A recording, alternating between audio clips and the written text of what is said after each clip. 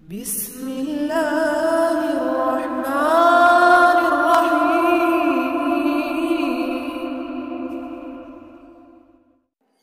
السلام علیکم ورحمۃ اللہ وبرکاتہ، نحمد ونصلی علی رسولہ الکریم، اما بعد، اعوذ باللہ من الشیطان الرجیم، بسم اللہ الرحمن الرحیم۔ من کان یرید العزة فللہ العزة جمیعا۔ محترم سامعین، ہم میں سے ہر شخص یہ جانتا ہے کہ اس دنیا میں رہنے والا ہر شخص اپنے لیے عزت چاہتا ہے کہ اس سے لوگ حسن ظن رکھیں، اس کا احترام کریں اور اسے اچھی نظروں سے دیکھیں۔ یہ ہر انسان کی خواہش ہوتی ہے اور اسلام بھی تو یہی سکھاتا ہے نا۔ آپ صلی اللہ علیہ وسلم نے حدیث مبارکہ میں فرمایا، کل المسلم علی المسلم حرام مالہ وعرضہ ودمہ، کہ ہر مسلمان پر دوسرے مسلمان کے مال، عزت اور خون کی حفاظت واجب ہے، ضروری ہے۔ حضرات، اسلام نے یہیں پر اکتفا نہیں کی، بلکہ اسلام تو کہتا ہے کہ اگر کوئی شخص اپنی عزت کی حفاظت کرتے ہوئے مر بھی جائے، قتل کر دیا جائے، اس کا قتل ہو جائے، تو اسلام اسے شہادت کا بلند مقام و مرتبہ عطا فرماتا ہے۔ ارشاد نبوی ہے صلی اللہ علیہ وسلم، من قتل دون عرضه فهو شہید، من قتل، کہ جو شخص اپنی عزت کی حفاظت کرتے ہوئے قتل کر دیا جائے تو وہ شہید ہے۔ لیکن حضرات، دنیا میں عزت و شرافت کا معیار کیا بنا ہے؟ معاشرے میں عزت کیسے حاصل کی جائے؟ یہ ایک بہت اہم سوال ہے۔ عام طور پر لوگ یہ سمجھتے ہیں کہ عزت مال و دولت سے، مقام و مرتبے سے، عہد و منصب سے، حسب و نسب سے اور خاندان اور قبیلے، ان سب چیزوں کی بلندی سے، بڑے خاندان بڑے قبیلے ہونے کی وجہ سے حاصل ہوتی ہے۔ عزت و شرافت حاصل کرنے کے لیے لوگ انہی چیزوں کا سہارا لیتے ہیں۔ فرعون نے بھی یہی کیا۔ فرعون بادشاہ تھا، وہ بھی اسی چیزوں پہ فخر کرتا اور اسے عزت کا باعث سمجھتا تھا، عزت کا ذریعہ سمجھتا تھا، اور کہتا تھا، الیس لی ملک مصر وهذه الانہار تجری من تحتی افلا تبصرون، کہ کیا مصر پہ میری بادشاہت نہیں ہے؟ کیا یہ نہریں میرے نیچے سے نہیں بہ رہی؟ کیا تم لوگ یہ نہیں دیکھتے؟ اس کا وہ فخر و گھمنڈ تھا۔ کفار و مشرکین بھی مال و دولت اور اولاد کی کثرت ہی کی وجہ سے اپنے آپ کو معزز و مکرم سمجھتے تھے۔ وہ کہا کرتے تھے، قرآن مجید میں فرمایا گیا، نحن اکثر اموالا و اولادا وما نحن بمعذبین، سورۃ السبع آیت نمبر 35۔ وہ کیا کہتے کہ نحن اکثر اموالا و اولادا، کہ ہم لوگ مال اور اولاد کی وجہ سے زیادہ ہیں، تو ہمارا جو عزت و مرتبہ ہے وہ بہت زیادہ ہے، اسی وجہ سے ہم عذاب نہیں دیے جائیں گے۔ حضرات، جو شخص ان چیزوں سے محروم ہو جاتا، وہ لوگ اسے باعزت ہی نہیں سمجھتے، اور انبیاء کرام مال اور دولت کے اعتبار سے بہت زیادہ مال والے نہیں تھے، اسی وجہ سے وہ لوگ انہیں حقیر سمجھتے تھے اور ان کی تعلیمات کو ٹھکرا دیا کرتے۔ چنانچہ سورۃ الزخرف آیت نمبر 31 میں اللہ سبحانہ وتعالیٰ ان لوگوں کے اس اعتراض کو نقل فرماتے ہوئے کہتے ہیں، وَقَالُوا لَوْلَا نُزِّلَ هَذَا الْقُرْآنُ عَلَى رَجُلٍ مِّنَ الْقَرْيَتَيْنِ عَظِيمٍ، کہ یہ قرآن ان دونوں بستیوں میں سے کسی بڑے آدمی پر کیوں نازل نہیں ہوا، کیوں نازل نہیں کیا گیا؟ یہ ان لوگوں کا اعتراض تھا۔ حضرات، یہ تو ان کے اعتراضات اور ان کے جو نوٹنکیاں جو بھی کہیں اسے یہ تھے، لیکن اللہ سبحانہ وتعالیٰ قرآن میں کیا فرماتے ہیں؟ اللہ کیا کہتے ہیں کہ عزت کس کے لیے ہے، شرافت کس کے لیے ہے، یہ جو سارے مرتبے مراتب ہیں وہ کس کے لیے ہیں؟ چنانچہ اللہ سبحانہ وتعالیٰ نے قرآن میں کہا، من كان يريد العزة فلله العزة جميعا، سورۃ فاطر آیت نمبر 10۔ اللہ سبحانہ وتعالیٰ نے قرآن میں کیا فرمایا کہ من كان يريد العزة کہ جو شخص عزت چاہتا ہے، جسے عزت چاہیے، تو وہ جان لے فَلِلَّهِ الْعِزَّةُ جَمِيعًا کہ ساری کی ساری عزت کس کے لیے ہے بھائی؟ اللہ سبحانہ وتعالیٰ کے لیے ہے۔ اگر عزت چاہیے تو انہی سے مانگو۔ اور ایک جگہ پہ فرمایا گیا سورۃ آل عمران آیت نمبر 26 وَتُعِزُّ مَن تَشَاءُ وَتُذِلُّ مَن تَشَاءُ، کہا گیا کہ آپ جسے چاہیں ان کو عزت دیں اور جسے چاہیں ذلیل کریں، یعنی عزت یہ ساری اللہ کے ہاتھ میں ہے۔ محترم سامعین، ابتدائی اسلام میں کفار و مشرکین کیا کرتے؟ اہل ایمان کا مذاق اڑاتے اور بہت ہی برے طعنے کہتے، ان پہ بہت ہی برا بھلا ان کو کہتے اور جملے کستے، ذلیل و خوار کرنے کی پوری کوششیں کرتے۔ یہ جو تکلیفیں صحابہ کرام کو دی گئیں تو اللہ سبحانہ و تعالیٰ نے آپ صلی اللہ علیہ وسلم اور ان کے اصحاب رضی اللہ عنہم کو تسلی دیتے ہوئے فرمایا وَلَا يَحْزَنْكَ قَوْلُهُمْ، کہ ان کے جو اقوال ہیں، ان کے جو بیکار باتیں ہیں، وہ آپ کو غمگین نہ کر دیں، حزن میں نہ ڈال دیں۔ کیوں بھئی؟ ان العزت للہ جمیعا، کہ ساری کی ساری عزت اللہ سبحانہ و تعالیٰ کے ہی لیے ہے۔ یعنی لوگوں کے برا بھلا بولنے سے کچھ نہیں ہوتا، لوگوں کے طعنے دینے سے کچھ نہیں ہوتا۔ اللہ جسے چاہے عزت دیں گے اور جسے چاہے ذلیل کریں گے، یہ اللہ کے اوپر ہے۔ اس کے مالک صرف اللہ ہے۔ ان العزت للہ جمیعا، کہ ساری کی ساری عزت کس کے لیے ہے؟ اللہ سبحانہ و تعالیٰ کے لیے۔ کسی کے طعنے دینے سے کوئی فرق نہیں پڑتا اور کسی کے بہت ہی بڑا بن جانے سے کوئی فرق نہیں پڑتا۔ دنیا میں بہت بڑے آئے اور گئے، اس سے کوئی فرق نہیں پڑتا، کیونکہ بعض نادان مسلمان کفار و مشرکین کی ظاہری چمک دمک کو دیکھ کر یہ سمجھتے ہیں کہ ان کی صحبت اختیار کرنے سے، ان جیسا بننے سے، ان کی مشابہت اختیار کرنے سے، ان جیسا ان کو کاپی کرنے سے کیا ہوتا ہے بھئی؟ ہم کو عزت ملے گی بھئی، ہم لوگوں کے سامنے اچھے بن جائیں گے، ہم لوگوں کے سامنے خوبصورت بن جائیں گے، ہمیں سربلندی حاصل ہوگی۔ تو کہا گیا کہ ایسا نہیں ہے۔ جو لوگ دوسروں کی مشابہت کرتے ہیں وہ حق پہ نہیں ہیں۔ قرآن مجید میں اللہ سبحانہ و تعالیٰ نے فرمایا الذین یتخذون الکافرین اولیاء من دون المؤمنین ایبتغون عندهم العزة فإن العزة للہ جمیعا، کہ وہ لوگ جو کافروں کو مومنوں کے علاوہ دوست بنا رہے ہیں، یعنی مسلمانوں کو چھوڑ کر، مؤمنین کو چھوڑ کر کافروں کو دوست بنا رہے ہیں، ان جیسی مشابہت اختیار کر رہے ہیں۔ ایبتغون عندهم العزة، کہ کیا وہ ان کے پاس عزت تلاش کر رہے ہیں، عزت کو ڈھونڈ رہے ہیں، عزت چاہتے ہیں اس میں؟ تو یاد رکھ لو فَإِنَّ الْعِزَّةَ لِلَّهِ جَمِيعًا، کہ جو عزت ہے وہ اللہ کے ہی پاس ہے اور اللہ کے ہی لیے ہے۔ حضرات تو معلوم ہوا کہ جو عزت چاہتے ہیں، جنہیں عزت چاہیے، اور ہم میں سے ہر ایک شخص چاہتا ہے کہ اسے عزت ملے، تو عزت کس کے پاس ہے میرے بھائیوں، میرے بہنوں؟ عزت صرف اللہ ہی کے پاس ہے۔ اچھا حضرات، عزت ملے گی کیسے؟ تو آئیے اس بارے میں جانتے ہیں۔ تو نمبر ایک، جس چیز سے عزت ملے گی، اگر ہم عزت چاہتے ہیں تو عزت کا معیار کیا ہے میرے بھائیوں، میری بہنوں؟ عزت کا معیار ایمان ہے۔ چنانچہ فرمایا گیا، کیا کہا گیا؟ وَلِلَّهِ الْعِزَّةُ وَلِلرَّسُولِ، کیا؟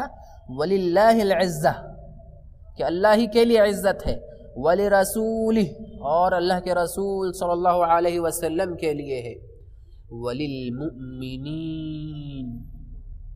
اور کن کے لیے؟ لِلْمُؤْمِنِينَ، جو لوگ ایمان لائے، جو لوگ مومن ہیں، جن لوگوں کے دلوں میں ایمان ہے۔ تو معیار کیا ہے عزت کا؟ ایمان۔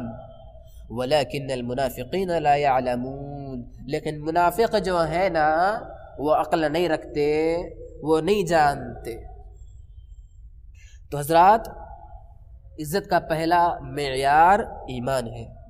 نمبر 2، عزت کا جو معیار ہے وہ تقوی اور دینداری میں ہے۔ چنانچہ فرمایا گیا، ارشاد باری تعالی ہے، یا ایہا الناس انا خلقناکم من ذکر و انثی وجعلناکم شعوبا وقبائل لتعارفوا ان اکرمکم عند اللہ اتقاکم۔ سورۃ الحجرات آیت نمبر 13۔ کیا کہا گیا؟ ان اکرمکم، کہ تم میں سے سب سے زیادہ معزز، مکرم اور عزت والا عند اللہ، اللہ کے پاس کون ہے بھائی؟ اتقاکم، جو سب سے زیادہ تقوی رکھتا ہے۔ یعنی عزت کا جو معیار ہے وہ دینداری اور تقوی پہ۔ اسی بارے میں جناب محمد رسول اللہ صلی اللہ علیہ وسلم نے حجۃ الوداع کے موقع پر فرمایا تھا کہ کسی عربی کو کسی عجمی پر فضیلت نہیں ہے، اور نہ کسی عجمی کو کسی عربی پر فضیلت ہے، نہ گورے کو کالے پر اور نہ کالے کو گورے پر فوقیت ہے۔ فضیلت اور برتری کا معیار تقوی ہے، الا بالتقوی۔ تو محترم سامعین، ہم نے یہ جانا کہ عزت و سربلندی کا معیار کیا ہے؟ ایمان ہے اور تقوی ہے۔ تو آئیے تیسرے نمبر پر یہ جانتے ہیں کہ حقیقی عزت و سربلندی کتاب اللہ کو یاد کرنے اور اس کی تلاوت میں ہے۔ کس میں ہے؟ کتاب اللہ کو یاد کرنے میں۔ صحیح مسلم کی روایت ہے، آپ صلی اللہ علیہ وسلم نے فرمایا، ان اللہ یرفع بہذا الکتاب اقواما ویضع بہ آخرین۔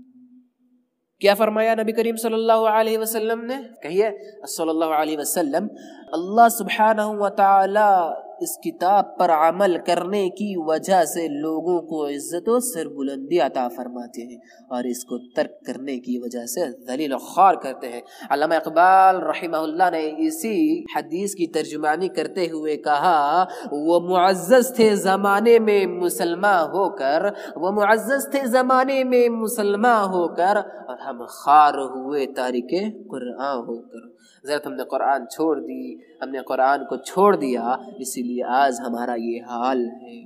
عزت کا باعث قرآن ہے۔ اگر ہمیں تکریم چاہیے، عزت چاہیے، تو اس کا باعث قرآن ہے۔ یہی معیار ہے عزت کا۔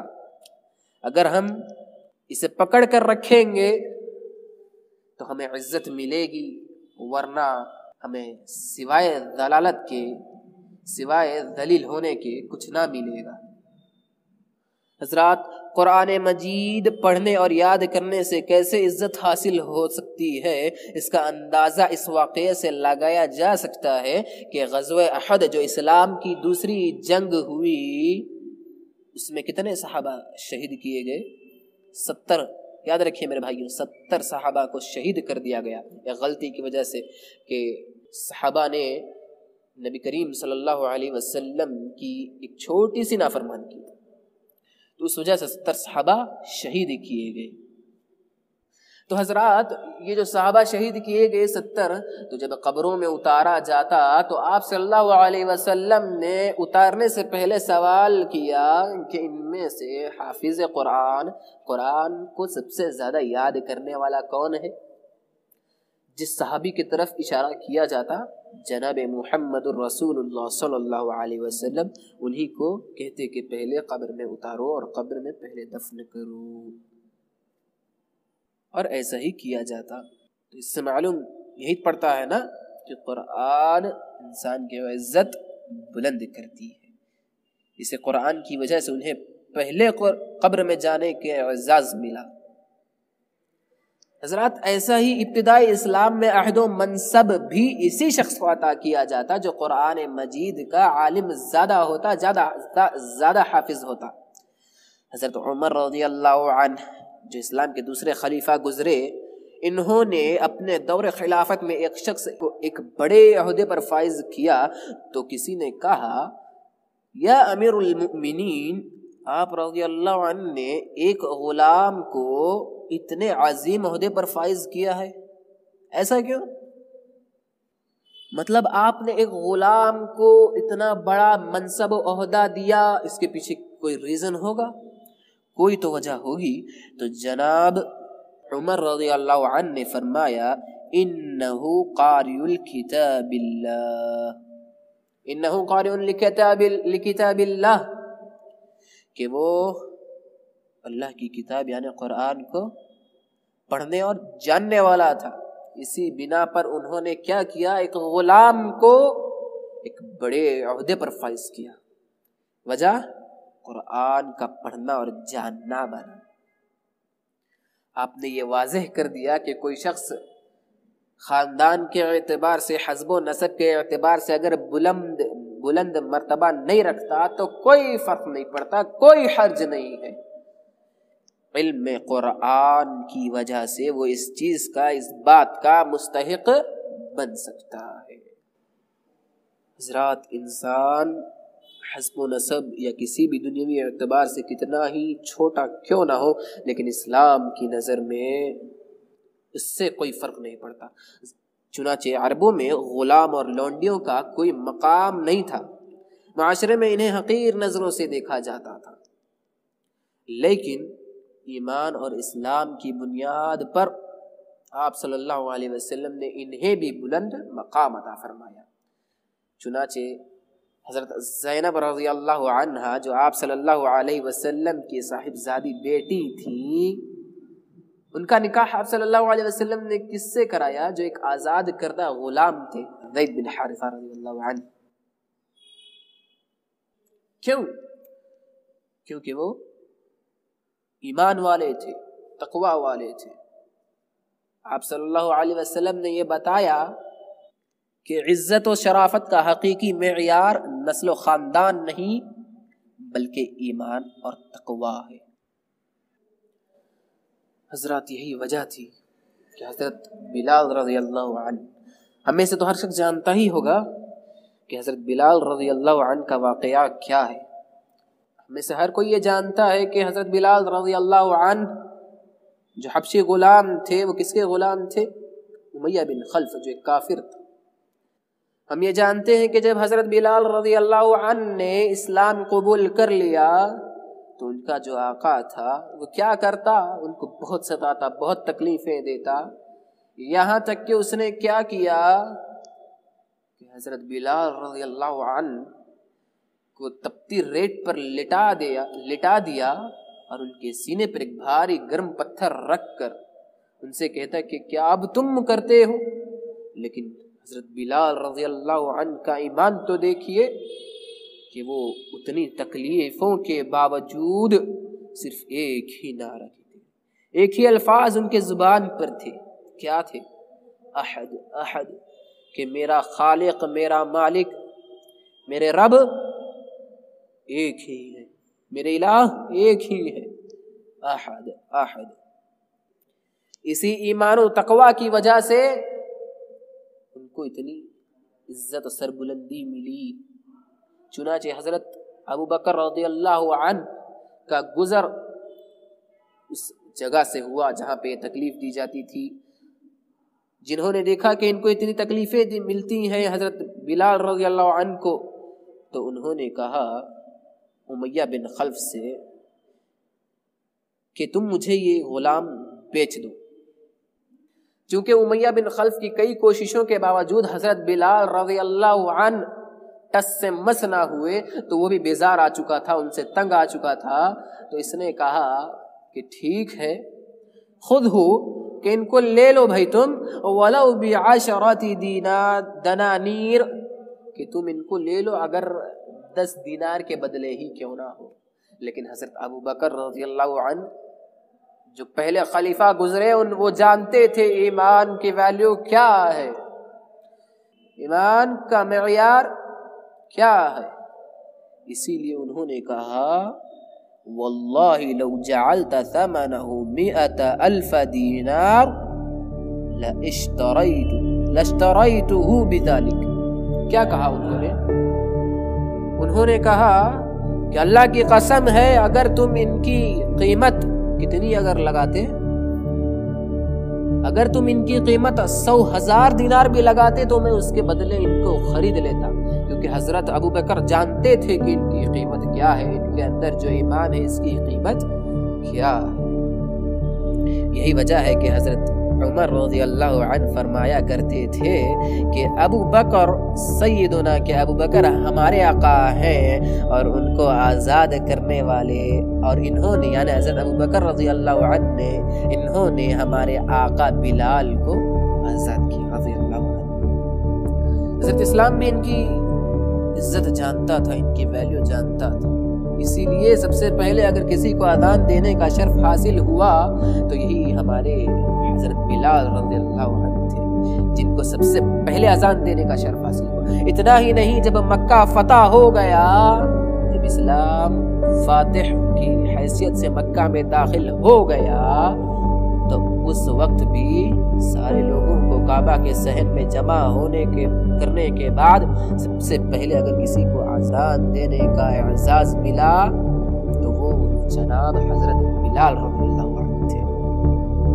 تو حضرات، آج ہم نے یہ جانا کہ حقیقی عزت اور سربلندی جو صرف اسلام اور اس کی تعلیمات پر عمل کرنے میں ہی حاصل ہو سکتی ہے، اور آخر میں اللہ سبحانہ وتعالیٰ سے دعا کرتے ہیں کہ اللہ سبحانہ وتعالیٰ ہمیں کہنے اور سننے سے زیادہ اس پر عمل کرنے کی توفیق عطا فرمائے، اور اللہ سبحانہ وتعالیٰ ہمیں دنیا اور آخرت میں حقیقی عزت اور سربلندی عطا فرمائے، آمین۔ وآخر دعوانا ان الحمد للہ رب العالمین، والسلام علیکم۔